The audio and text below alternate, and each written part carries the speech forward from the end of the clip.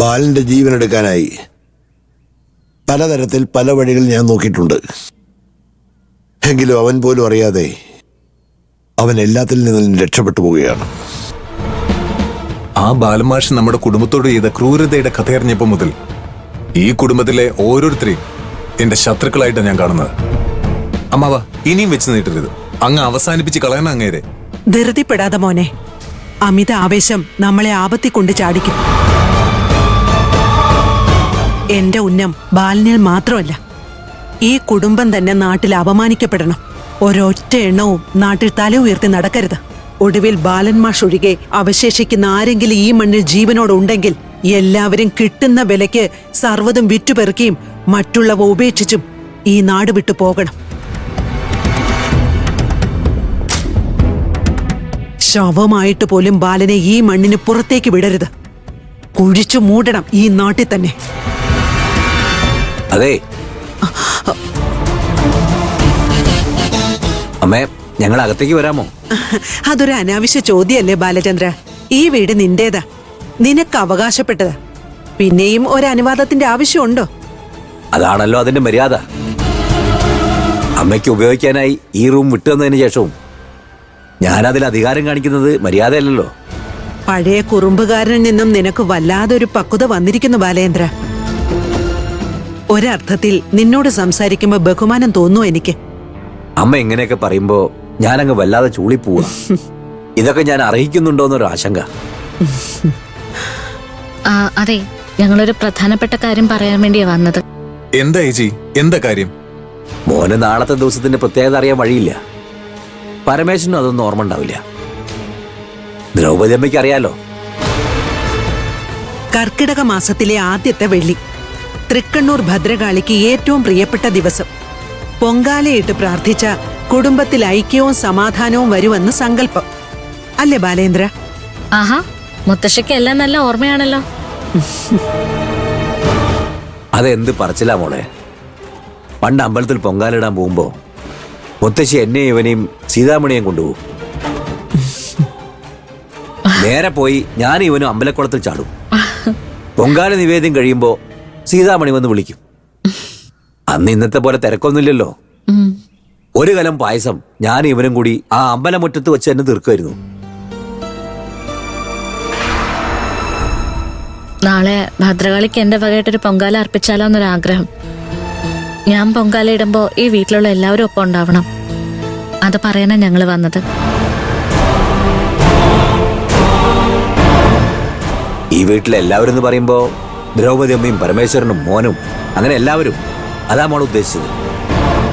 ഞാൻ നേരത്തെ തന്നെ പറഞ്ഞല്ലോ ബാലചന്ദ്ര, എന്റെ വ്രതവും എന്റെ പ്രതിജ്ഞയും ഞാൻ മുറിക്കണമെങ്കിൽ ഞാൻ ആഗ്രഹിച്ച കാര്യം നടക്കണം.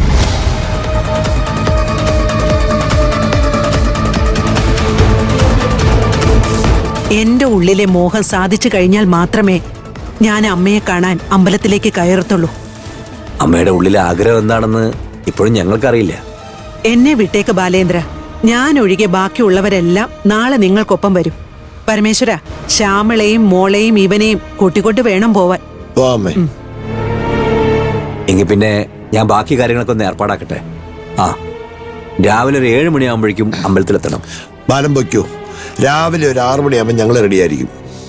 ശരി എന്നാ വാ.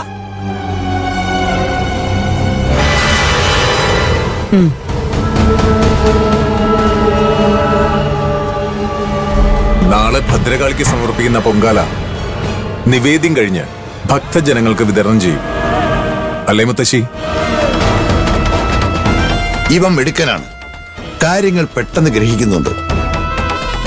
അമ്മയുടെ കൊച്ചുമോൻ തന്നെയാണവൻ. നാളെ തൃക്കണ്ണൂർ ഭഗവതിക്ക് ബാലചന്ദ്രന്റെ മരുമകൾ ചാരുവിന്റെ വക പൊങ്കാല. നിന്റെ അച്ഛന്റെ മരണത്തിന് കാരണക്കാരനായവന്റെ ജീവൻ ഇഞ്ചിഞ്ചായി എടുക്കാൻ പാകത്തിലുള്ള വിഷം നീ കയ്യെ കരുതിയിട്ടില്ലേ പരമേശ്വര? അത് ഭദ്രമായി കൈ തന്നെയുണ്ട്.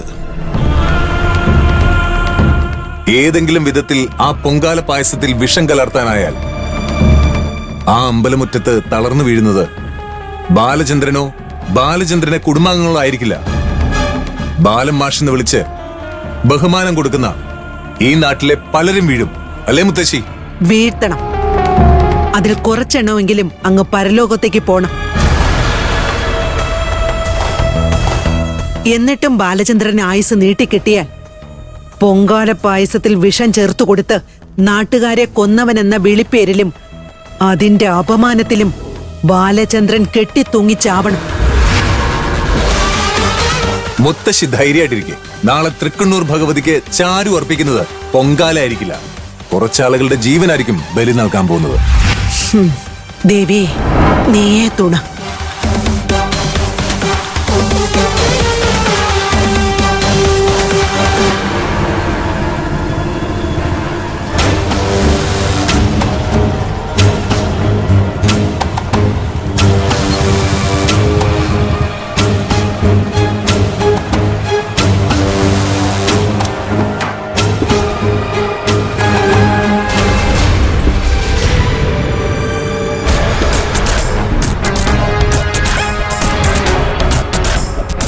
മോളെ, എല്ലാരും എത്തിയില്ലേ?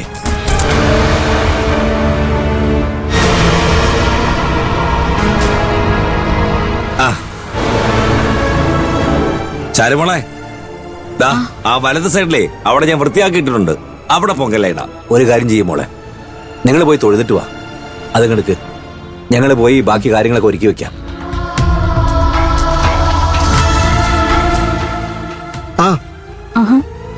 അമ്മാവാ, പൊങ്കാല ഇടാനുള്ള എല്ലാ ഏർപ്പാടും ഞാൻ ചെയ്തിട്ടുണ്ട്. തിരുവേനെ കണ്ട് കാര്യങ്ങളെല്ലാം സംസാരിച്ചു, എല്ലാം സെറ്റാണ്. ഒരു പൊങ്കാലയിടാൻ എന്ത് സെറ്റ് ചെയ്യാനാ രമേശ? കുറച്ച് ഇഷ്ടിക എടുത്ത് വെക്കണം, അതുതാ ഗോവിന്ദൻ ചെയ്യുന്നുണ്ട്. പിന്നെ നീ തിരുമേനെ കണ്ട് എന്താ ഏർപ്പാട് ഉണ്ടാക്കിയെന്നാ? അമ്മാവൻ പറയുന്ന പോലെ അല്ല കാര്യങ്ങള്. ഞാനത് നീ കൂടുതലൊന്നും വിശദീകരിക്കണ്ട. ചാരുമോളെ, ഹേമേ, പോയി തൊഴുതിട്ട് വാ. പരമേശ്വരാ, വാ. എല്ലാം ഓക്കെ അല്ലേ ഗോവിന്ദ? പിന്നെ ബാല, കൂട്ടുകാരനെ കൊണ്ടുപോയി ദേവിയുടെ മുമ്പിൽ നിന്ന് കൈയെടുത്തിട്ട് വാ. ആ, അത് ശരിയാ. നമുക്കൊന്ന് പെട്ടെന്ന് പോയിട്ട് വരാം. വാ. അതിങ്ങോട്ട് വെക്കും മാമ. അത് മതി. പരമേശ്വരൻ ചെല്ലേ ചെല്ലേ. ഇതങ്ങോട്ട് പിടിക്കും മാമ.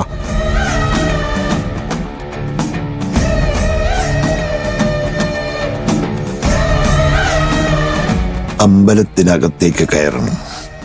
കയറാതിരുന്ന സംശയിക്കും. അമ്മയ്ക്ക് മാത്രമേ വ്രതമുള്ളൂ എന്നല്ലേ പറഞ്ഞേക്കുന്നത്? വാ പരമേശ്വര. എന്താ അവിടെ നിൽക്കുന്നേ? വാ. വരുന്നു.